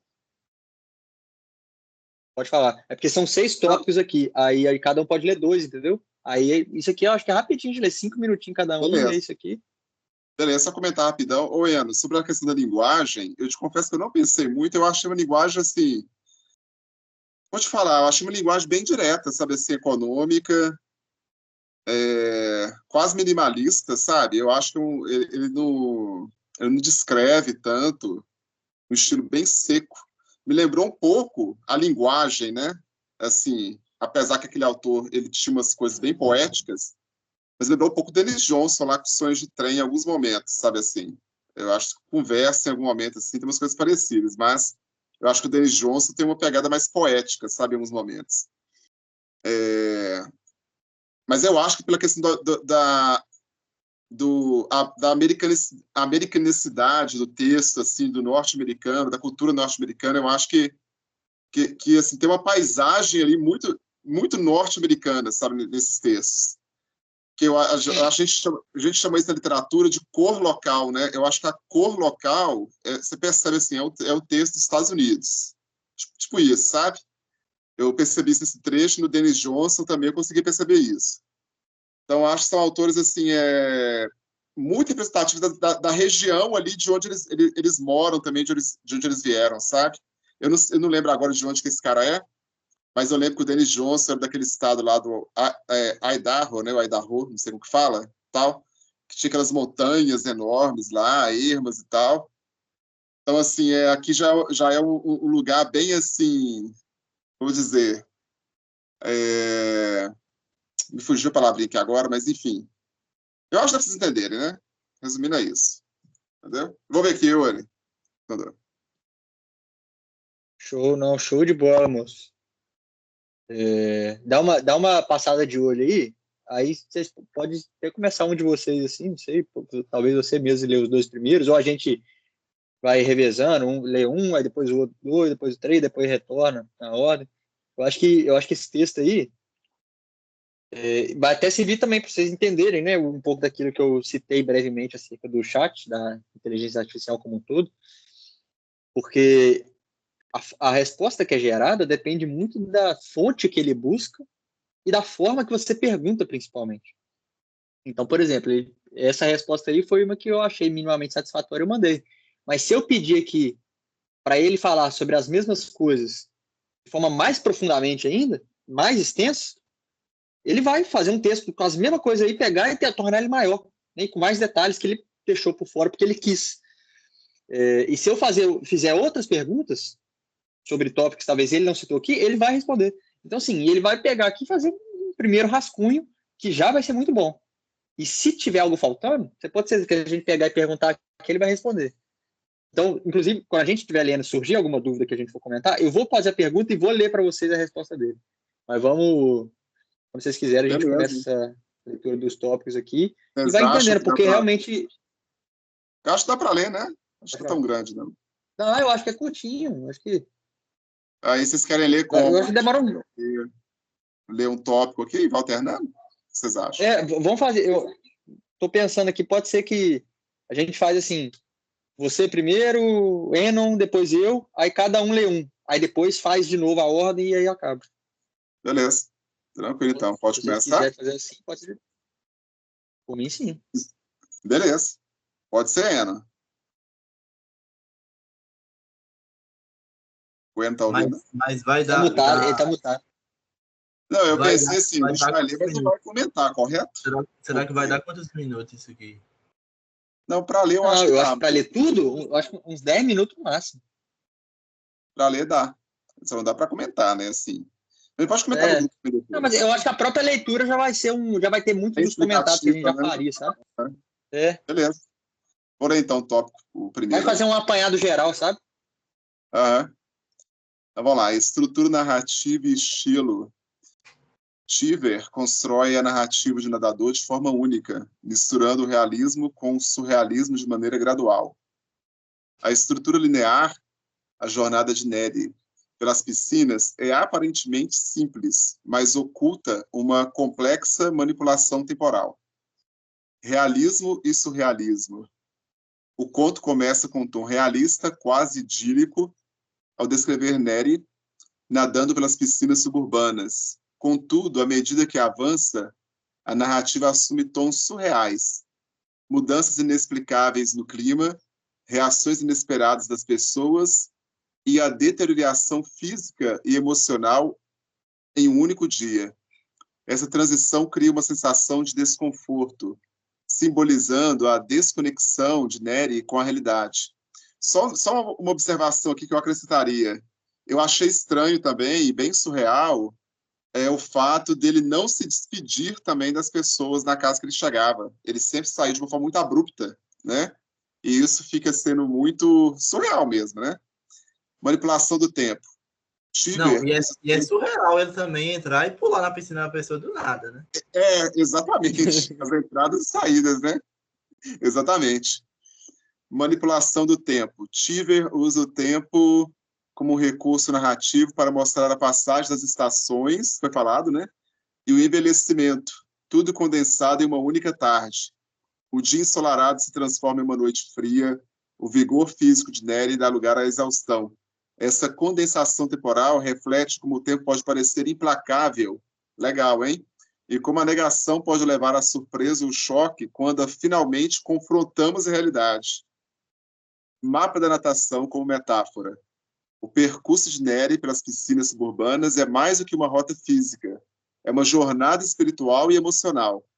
As piscinas representam etapas da vida, da vitalidade inicial à rejeição e ao isolamento. Pergunta: como o estilo narrativo contribui para os temas do conto? O estilo narrativo reflete os temas centrais da obra, como o envelhecimento, o colapso social e emocional e a desconexão da realidade. A progressão da narrativa espelha o declínio de Nery, enquanto o tom surreal reforça a ideia de que sua percepção está distorcida pela negação e pela arrogância. Muito bacana, viu? Assim, algumas coisas nós comentamos, né? Enfim, muito legal. Temas centrais: alienação e vazio existencial. Nery é uma figura carismática, mas profundamente desconectada. Ele não consegue manter relações verdadeiras com as pessoas ao seu redor e parece incapaz de lidar com as realidades da sua própria vida. A jornada pelas piscinas o leva de uma recepção calorosa inicial a rejeições cada vez mais amargas, simbolizando sua progressiva alienação. Declínio social e econômico. O conto sugere que Nery passou por uma falência financeira e social, que ele se recusa a reconhecer. Ele age como se ainda fosse um membro proeminente da comunidade, mas suas interações com os vizinhos indicam o contrário. Isso reflete como uma recusa em aceitar mudanças na posição social pode levar à desilusão e ao isolamento. Tempo e envelhecimento. O conto explora a passagem do tempo de maneira inexorável. Nery começa como um símbolo de vitalidade, mas ao final está exausto, envelhecido e derrotado. A jornada simboliza o ciclo da vida, mostrando como o tempo pode transformar até mesmo os mais vibrantes. Memória e negação. Nery evita confrontar eventos dolorosos, como perdas financeiras ou familiares, bloqueando-os de sua memória. Essa negação é central para a narrativa, já que sua jornada revela gradualmente as consequências de sua recusa em aceitar a realidade. Pergunta: Nery é responsável por sua alienação ou é uma vítima das circunstâncias? Nery é parcialmente responsável por sua alienação. Sua recusa em aceitar as mudanças em sua vida, sua busca por status de juventude e sua desconexão emocional são escolhas que ele faz. Contudo, ele também é vítima de uma sociedade que valoriza superficialmente o sucesso material, deixando pouco espaço para vulnerabilidade e fracasso. Aí já está no outro tópico. Top, hein? Lá, Esse aqui é legal curtinho. demais. Tópico 3, ambiente suburbano. Cheever retrata os subúrbios como um cenário idealizado, mas essencialmente vazio e superficial. A cultura de festas, piscinas e aparências esconde uma realidade de solidão e insatisfação. Subtópico, crítica à superficialidade. As interações de Nery com os vizinhos são marcadas por formalidades, mas carecem de profundidade. As piscinas simbolizam o luxo e a ostentação dos subúrbios, mas a jornada de Nery revela que esse mundo é frágil e ilusório. Subtópico, conformismo e solidão. Apesar de sua popularidade inicial, Nery descobre que é amplamente ignorado ou rejeitado. Isso reflete a natureza transitória das relações sociais nos subúrbios, onde o valor das conexões muitas vezes depende de status ou conveniência. Pergunta: qual é a crítica de Cheever aos valores suburbanos? Cheever critica a ênfase excessiva no materialismo e na aparência dos subúrbios, mostrando como esses valores podem levar à desconexão emocional e ao vazio existencial. Ele sugere que o conforto externo não pode substituir a autenticidade e a profundidade emocional. Bacana. 4. A jornada de Nery é rica em simbolismo, com cada piscina representando um aspecto da condição humana. Piscinas como etapas da vida.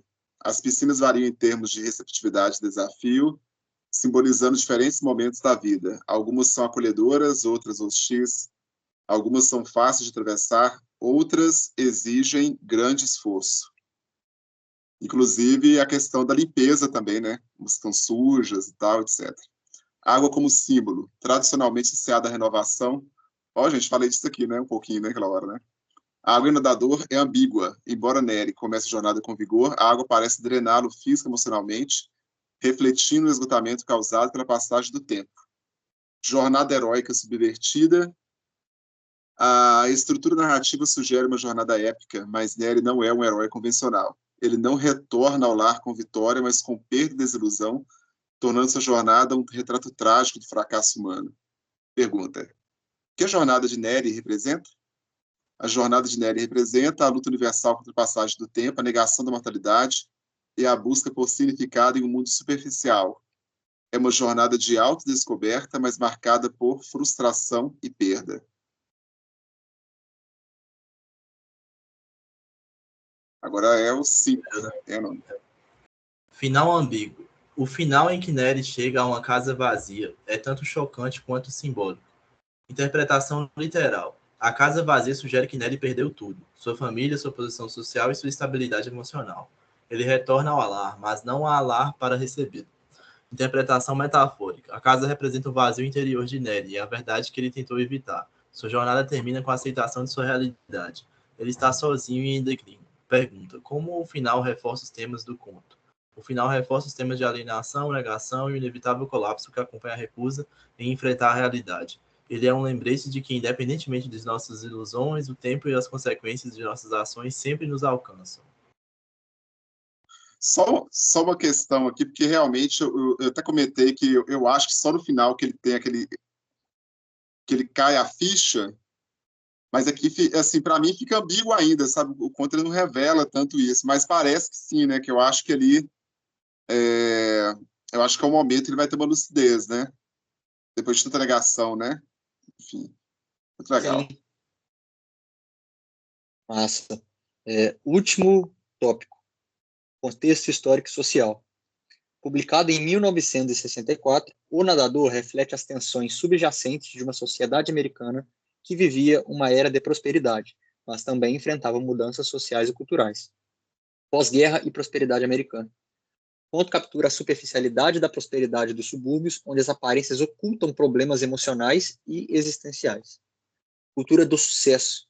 Nery é uma personificação da obsessão americana por juventude e status. Sua negação da realidade reflete as pressões culturais para manter uma imagem de sucesso a qualquer custo.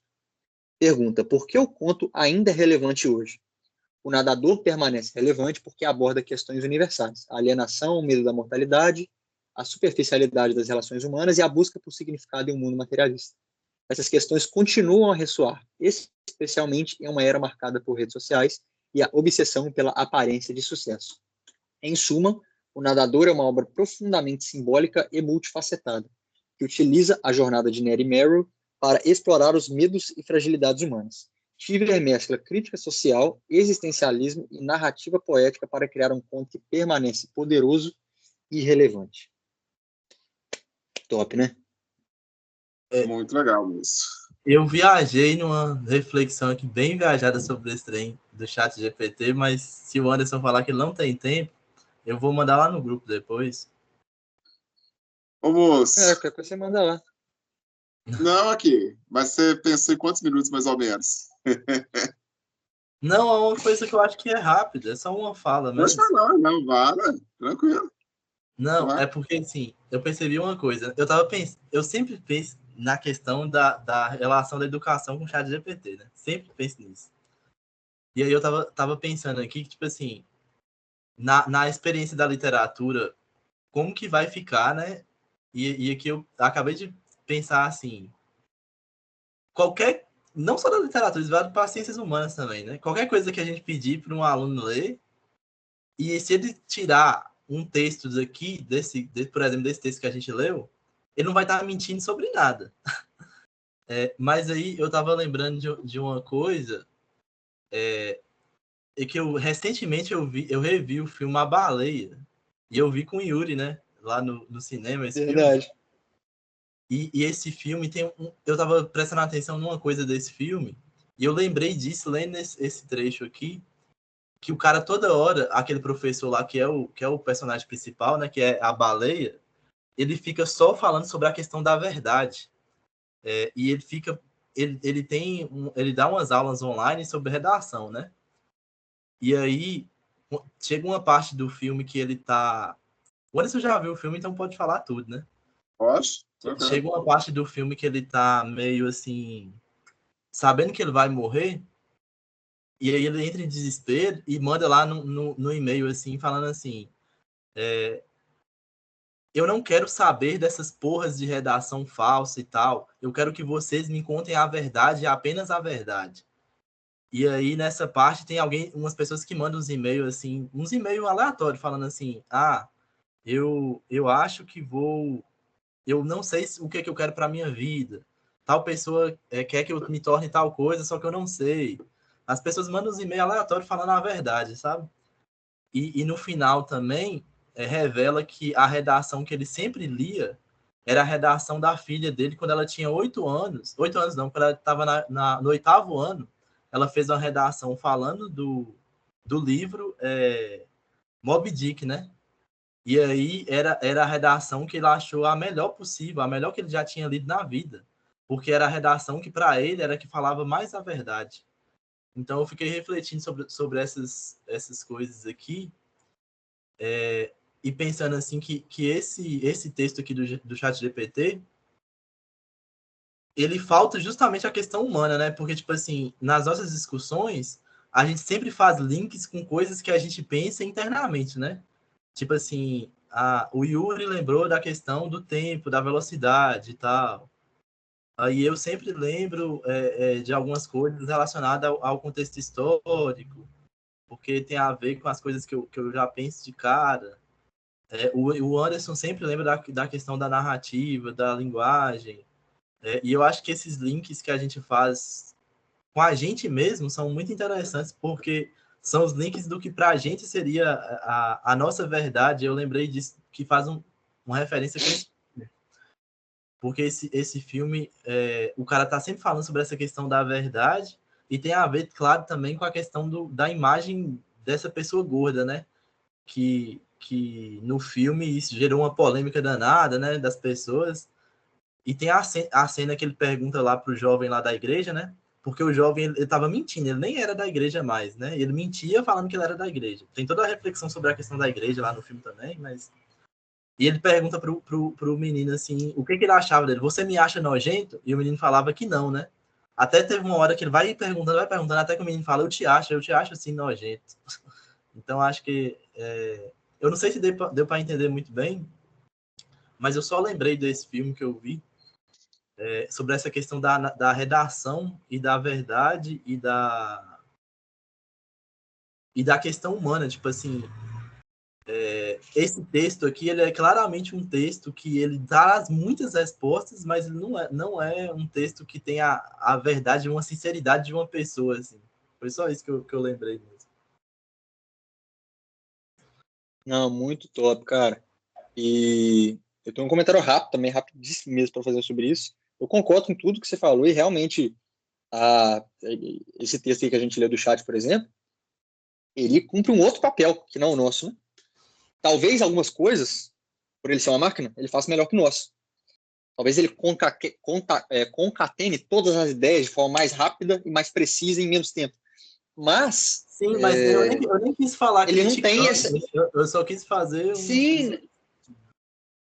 Não, total, exatamente. Por exemplo, ele tem esses pontos positivos, mas esses links que você citou, realmente, ele nunca vai ser capaz de fazer.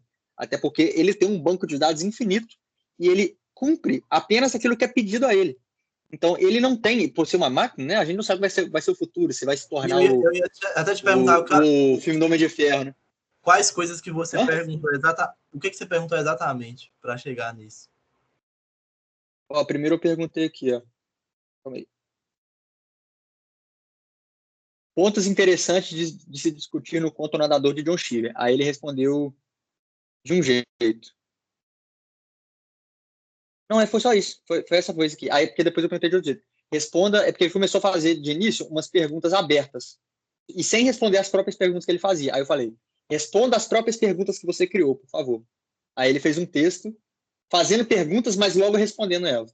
Tá vendo? Então, primeiro ele deixou perguntas em aberto, perguntas que eu queria as respostas às perguntas e ele inicialmente não deu. Eu falei, responda as perguntas. Aí ele criou o texto de novo, um pouquinho diferente da primeira versão e já respondendo.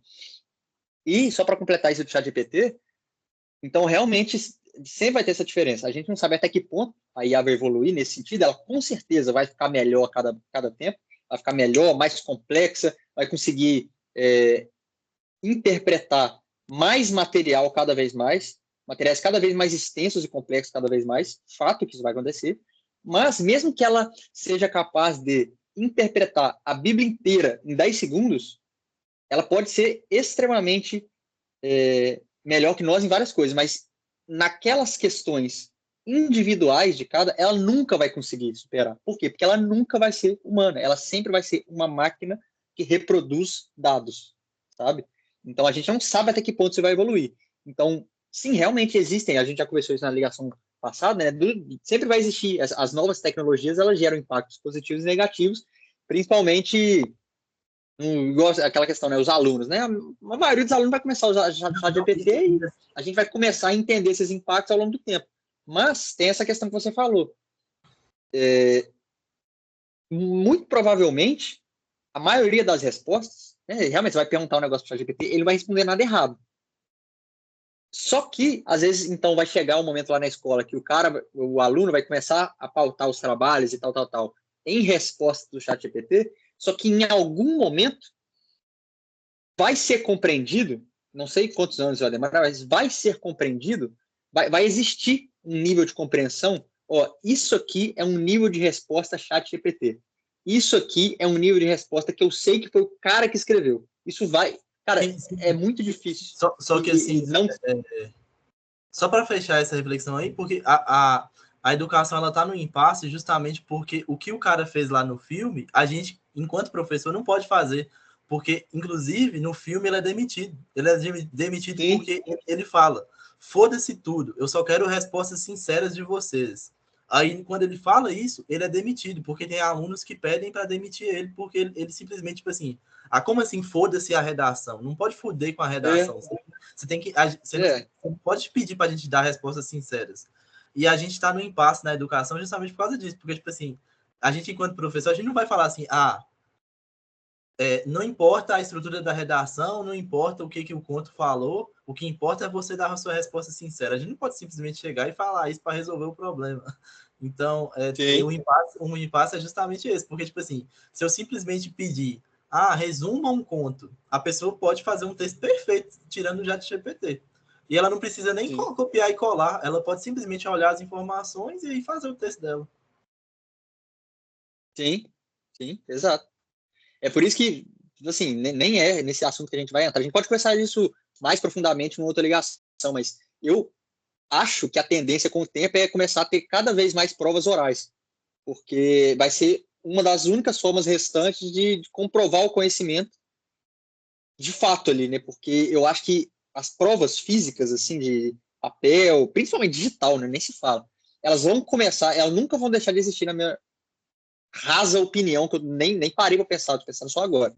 Mas eu tenho essa impressão de que vai começar a ser uma das principais soluções, uma das principais saídas, essa questão oral, porque vai chegar um ponto, vai ser muito difícil você evitar burlar, se você for fazer prova, sabe? Principalmente trabalho em casa, assim, vai começar a perder um pouco a eficácia. Isso vai ser percebido e talvez a demonstração ali, que você tem certeza que a pessoa não está tendo acesso a nenhuma fonte, talvez comece a ser cada vez mais valorizado. E eu acho isso uma coisa muito boa, inclusive. Acho que os dois têm que ter espaço, tanto a física como a oral, mas eu acho que a oral vai começar a se tornar cada vez mais comum. E não é tão comum, né? Ela acontece, mas não é. A gente sabe que 90% de tudo faz prova e manda dever de casa.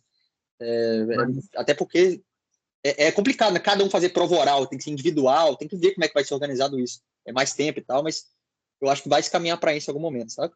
Mas o que eu já terminei de falar tudo, só depois queria só ler uma coisa, um parágrafo que tem aqui, aí depois vocês podem concluir aí. Sim, eu também já finalizei. Eu já falei tudo. Já finalizei porque a gente tem que liberar o Anderson aí também. Pois é. Eu esqueci o que eu ia falar.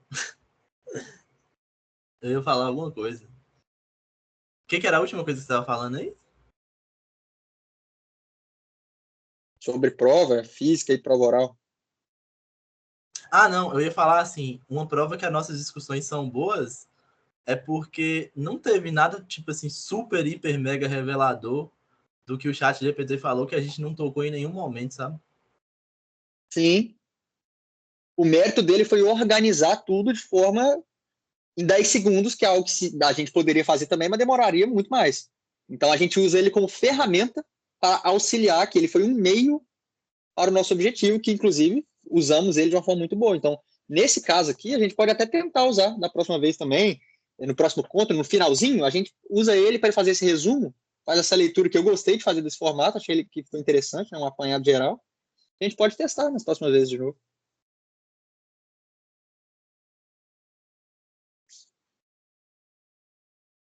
Alô? Aqui, a gente vai fazer igual eu estava fazendo sempre, de atribuir as estrelas lá, ou vocês querem deixar isso quieto? Ler o trecho, alguma coisa? Cara, como eu nem tô com o conta aberta aqui, eu acho que se for mandar trecho, eu poderia mandar no grupo, porque eu sei que Não, você tá beleza. com pressa aí também. Não, Mas a gente pode continuar conversando no grupo. Eu nem pensei, na verdade, assim, eu até falar, o trecho que eu escolhi seria talvez o último parágrafo ali, sabe, da casa vazia e tal, que eu acho que foi bem legal também, mas enfim, escolheria aquele trecho, de cara. E sobre a questão da nota, eu vou falar a verdade, eu gostei demais desse conto, gente, 5 estrelas pra mim. Sério? Depois dessa conversa e análise, eu dou uns 4,5 também, 4,5, 5. Mas 4,5, porque... Não tinha essa impressão que você tinha gostado tanto, assim, não? Tinha, não, eu tinha gostado. Desde a primeira vez que eu li, eu gostei, moço, desse conto. Entendeu? Eu tô curioso, eu quero até conhecer mais esse autor depois. Inclusive, a Companhia das Letras, ela tem uma coleção só de contos, que o pessoal chama de coleção listrada, e tinha um livro dele, que eu acho que era 28 contos de John Cheever, algo tipo assim, que esgotou, né? Inclusive, nem tem mais esse livro para comprar, né? Ele se esgotou. Eu fiquei curioso para ler outras coisas desse cara, sabe? É mais um autor para conhecer, né? Entendeu? Sim, são tantos, né? São tantos, né? A gente vai lendo. A gente vai gostando de tantos autores aqui que a gente quer ler tudo dos caras, né? geralmente eu dou nota 5 para tudo, né? Aí, como eu não... Você é do contra, amor. Você é do contra. Esse, Você esse... não vai dar 5 hoje, você é do contra. Hã? Você é Não. do contra. Você não vai dar 5 hoje para ser do contra. Você acha que eu sou muito contra? Pois é, eu ia falar assim que esse conto eu não sei, porque eu gostei tanto de Um Sonho do Homem Ridículo e veio esse logo em depois, aí eu acho que quebrou um pouco, assim, sabe? Na minha mente, assim, eu acho que... Então, eu acho que eu daria uma nota 4, que até que ficaria na média aí de 4,5, né? Ótimo, Eu acho que eu beleza. daria 4,5. Ó, já vou adiantar para vocês que o próximo conto de 40 que é do Marcos Rey lá, muito provavelmente vou dar 5 sem ter lido o conto. Agora, a gente não anotou as notas, né? A gente vai ter que voltar nos vídeos para poder anotar Não, as mas notas. eu acho que. Não, beleza, mas eu acho essa questão das notas também, eu acho que é mais uma brincadeira nossa também, sabe? Porque, assim, eu acho que é meio, uma forma meio descontraída assim, da gente terminar as discussões, de boa. Agora, realmente, eu sei que você gosta também dele. Eu tenho um carinho muito grande pelo Marcos Reis, gente, muito, muito grande. É um autor que eu gosto mesmo, entendeu? Assim, de gostar mesmo, sabe? Assim, talvez seja meu autor brasileiro favorito, eu nem sei se é, mas deve estar entre o top 3, assim, top 5, sei lá. Eu Para mim gosto também, muito. porque Você também, eu sei. foi o autor que me inseriu na literatura, né?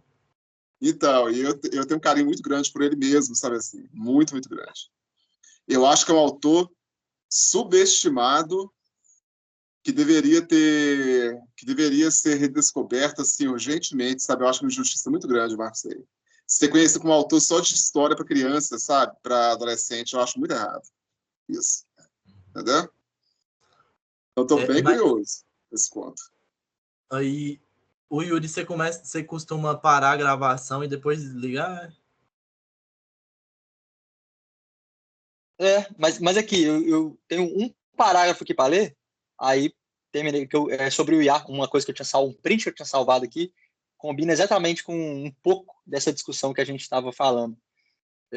Mas sim, aí eu posso ler aqui, se vocês tiverem mais algum comentário, e se não tiver, a gente Eu para tenho, de gravar e aí logo encerra. eu tenho um comentário sobre um comentário seu, que no começo do encontro você falou assim, talvez não ia render muito, que ia ser rápido o encontro rendeu bem, né? Cara, é sempre assim, né? Quantas vezes já não aconteceu? Às Pois vezes eu é, entrava assim, vários contos, eu lembro mais de 5 que foi assim. Não faço ideia do que falar, chega, fica 3 horas falando. tá dado. Mas, ó, deixa eu ler rapidinho aqui. É um print que eu encontrei aqui. O cara abriu uma caixinha de perguntas lá no Instagram. E aí ele tava falando muito sobre inteligência artificial. E aí um seguidor foi lá.